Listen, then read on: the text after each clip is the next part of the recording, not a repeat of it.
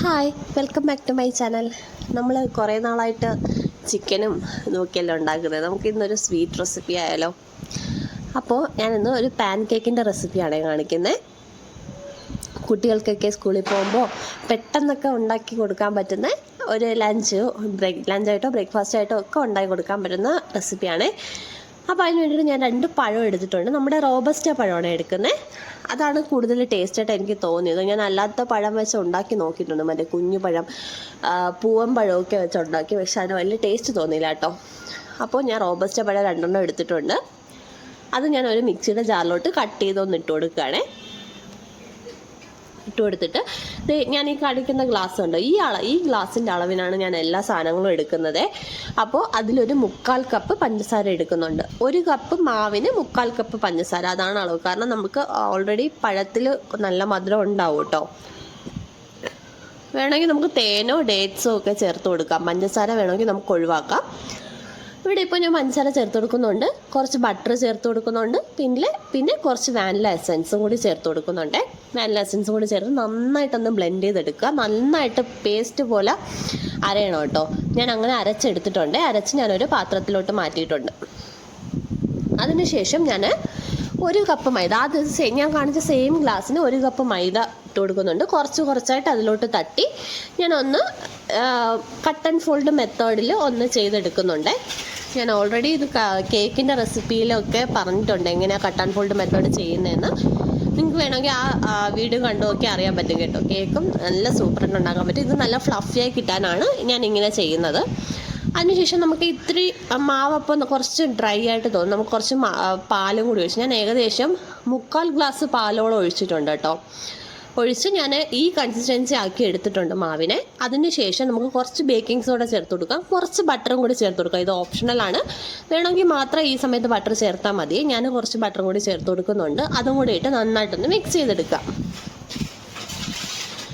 Mix ചെയ്തെടുക്കുമ്പോഴേക്കും നമുക്ക് കണ്ടോ, ഇതാണ് ബാറ്ററിൻ്റെ കൺസിസ്റ്റൻസി വരുന്നത്. ഇനി നമുക്ക് ഒരു ഇൻഗ്രീഡിയൻറ്റും കൂടെ ഇതിനടുത്ത് ചേർക്കാനുണ്ട്, മുട്ട. നമുക്ക് ഇപ്പോൾ മുട്ട ആവശ്യമില്ലാത്തവർക്ക് നമുക്ക് സ്കിപ്പ് ചെയ്യാം കേട്ടോ മുട്ട. ഞാനിപ്പോൾ മുട്ടയും കൂടി ചേർത്ത് കൊടുക്കുന്നുണ്ട്. ഒരു മുട്ടയും കൂടി ചേർത്ത് നന്നായിട്ടൊന്ന് മിക്സ് ചെയ്യുന്നുണ്ട്. നന്നായിട്ട് ഈ ബാറ്ററിൽ തന്നെ നന്നായിട്ടൊന്ന് മിക്സ് ചെയ്യുന്നുണ്ട്. അപ്പോൾ നമുക്ക് കറക്റ്റ് ആ ഒരു ദോശ മാവിൻ്റെ ബാറ്റർ ഉണ്ടല്ലോ, നമുക്ക് ദോശ പോലെ കോരി ഒഴിക്കാൻ പറ്റണം. ആ ഒരു ബാറ്ററിൽ വേണം നമുക്ക് സെറ്റ് ചെയ്തെടുക്കാനായിട്ട്. അപ്പോൾ ഞാൻ ഈ മുട്ടയും കൂടെ ഒഴിച്ചപ്പോൾ കറക്റ്റ് അതുപോലെ ആയിട്ടുണ്ട്. ഇതാ കണ്ടോ, ഇതാണ് ബാറ്ററിൻ്റെ കൺസിസ്റ്റൻസി എന്ന് പറയുന്നത്. ഇനി നമുക്ക് കുറച്ച് നേരം ഒരു 5 മിനിറ്റ് വേണമെങ്കിൽ റെസ്റ്റ് ചെയ്യാൻ വയ്ക്കാം. ഞാനിപ്പോൾ റെസ്റ്റ് ചെയ്യാനൊന്നും വെച്ചിട്ടില്ല. അതുപോലെ തന്നെ ഒരു പാൻ അടുപ്പത്തോട്ട് വെച്ചിട്ട് ഈ ഒരു തവി മാവ് ഒഴിച്ച് ഒന്ന് ഉണ്ടാക്കിയെടുക്കുന്നുണ്ട്. കുറച്ചൊന്ന് മൂടി വയ്ക്കുക കേട്ടോ. ഒരു ലോ ഫ്ലെയിമിൽ ഒരു 2 സെക്കൻഡ് ഒന്ന് മൂടി വയ്ക്കുക. മൂടി വെച്ചതിന് ശേഷം അപ്പുറത്തെ സൈഡ് ഒന്ന് മറിച്ചിട്ട് കൊടുക്കുക. ഇത് കണ്ടോ, ഞാനൊരു 2 സെക്കൻഡ് അല്ല, ഒരു 5 സെക്കൻഡ് മൂടി വയ്ക്കുക കേട്ടോ.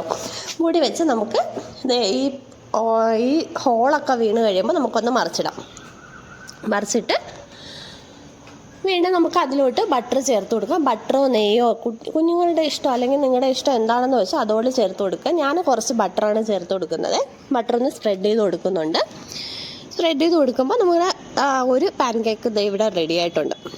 ഇനി അടുത്തത് ഉണ്ടാക്കിയെടുക്കാം.